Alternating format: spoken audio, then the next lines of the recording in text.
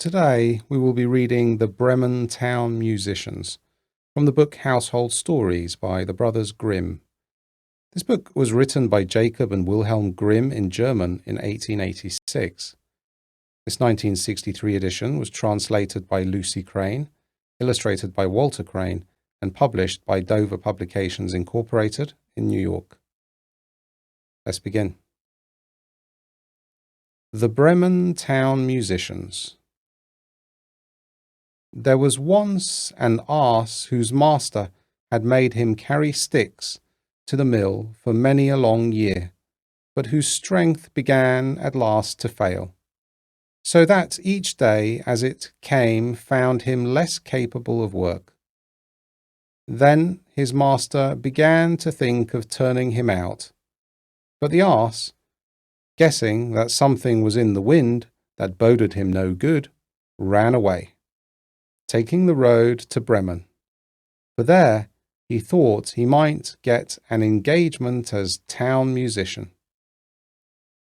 When he had gone a little way, he found a hound lying by the side of the road panting, as if he had run a long way.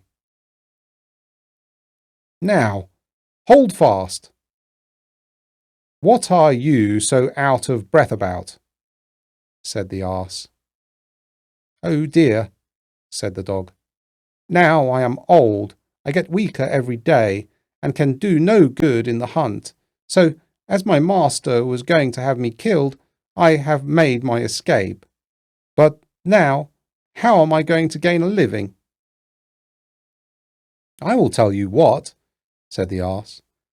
"I am going to Bremen to become town musician. You may as well go with me, and take up music too. I can play the lute, and you can beat the drum." And the dog consented, and they walked on together. It was not long before they came to a cat, sitting in the road, looking as dismal as 3 wet days. "Now then, what is the matter with you, old shaver?" said the ass. "I should like to know who would be cheerful when his neck is in danger," answered the cat. "Now that I am old, my teeth are getting blunt, and I would rather sit by the oven and purr than run about after mice, and my master wanted to drown me, so I took myself off. But good advice is scarce, and I do not know what is to become of me." "Go with us to Bremen," said the ass, "and become town musicians.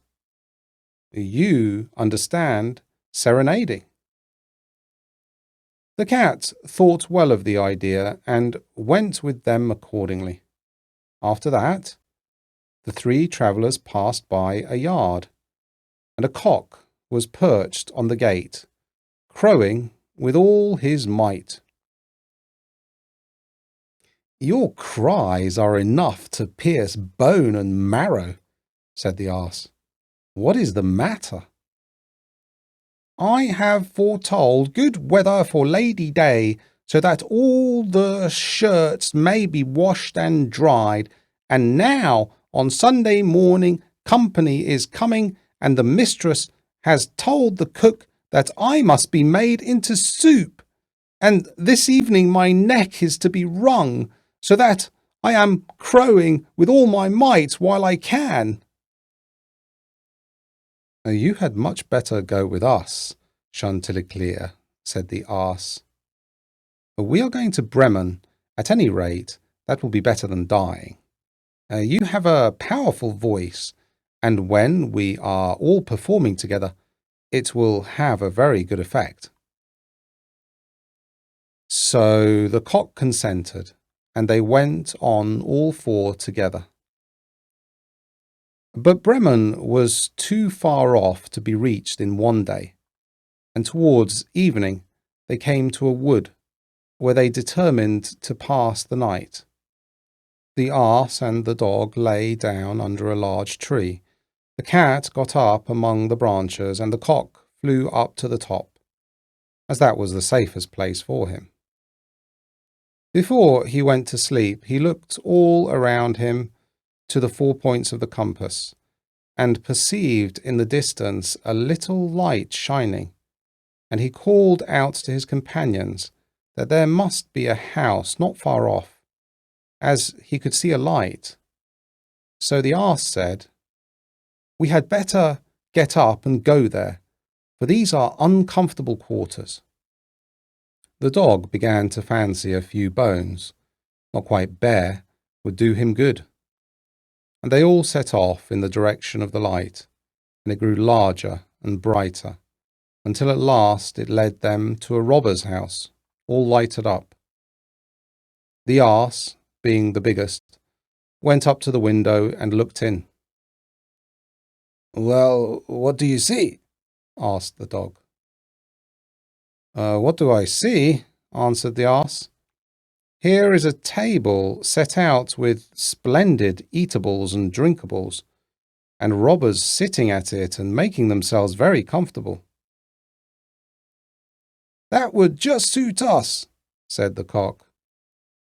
"Yes, indeed, I wish we were there," said the ass.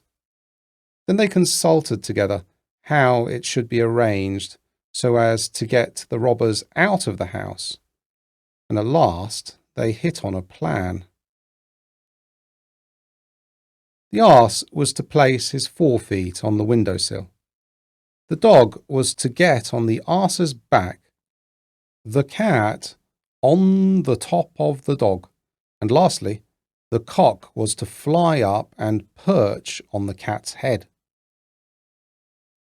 When that was done, at a given signal, they all began to perform their music. The ass brayed, the dog barked, the cat mewed, and the cock crowed. Then they burst through into the room, breaking all the panes of glass. The robbers fled at the dreadful sound. They thought it was some goblin, and fled to the wood in the utmost terror. Then the 4 companions sat down to table, made free with the remains of the meal, and feasted as if they had been hungry for a month. And when they had finished, they put out the lights, and each sought out a sleeping place to suit his nature and habits.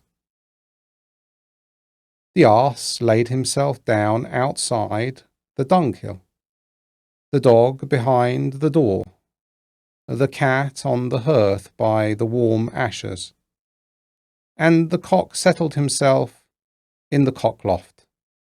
And as they were all tired with their long journey, they soon fell fast asleep. When midnight drew near, and the robbers from afar saw that no light was burning, and that everything appeared quiet, their captain said to them that he thought that they had run away without reason, telling one of them to go and reconnoitre. So one of them went, and found everything quite quiet. He went into the kitchen to strike a light, and taking the glowing fiery eyes of the cat for burning coals, he held a match to them in order to kindle it. But the cat, not seeing the joke, flew into his face, spitting and scratching. Then he cried out in terror and ran to get out at the back door. But the dog, who was lying there, ran at him and bit his leg. And as he was rushing through the yard by the dunghill, the ass struck out and gave him a great kick with his hind foot, and the cock, who had been wakened with the noise and felt quite brisk, cried out, "Cock-a-doodle-doo!" Then the robber got back as well as he could to his captain, and said, "Oh dear, in that house there is a gruesome witch, and I felt her breath and her long nails in my face, and by the door there stands a man who stabbed me in the leg with a knife, and in the yard there lies a black spectre who beat me with his wooden club, and above, upon the roof, there sits the justice who cried, 'Bring that rogue here!' And so I ran away from the place as fast as I could.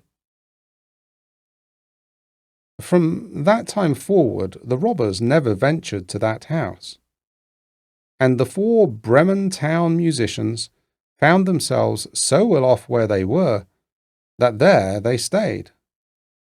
And the person who last related this tale is still living, as you see.